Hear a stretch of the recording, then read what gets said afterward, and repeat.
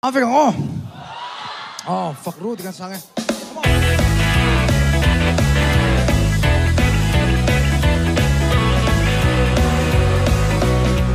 Sing kuvelahian inna om silo lalpa melo tu fakru kan om nei songin fakru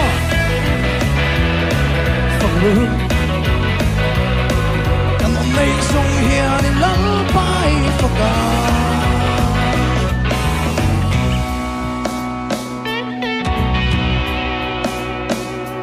lalpa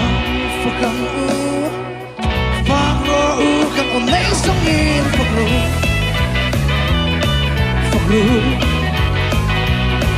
kan om nei song hian in lalpa I foka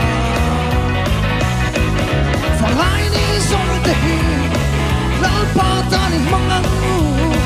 kan chalai ni raisino kuatai ma hian in lalpa I foka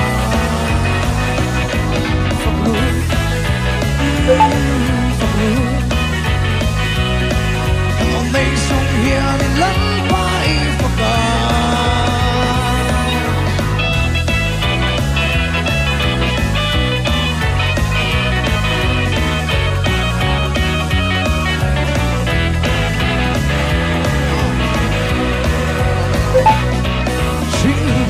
Vela hian hinna le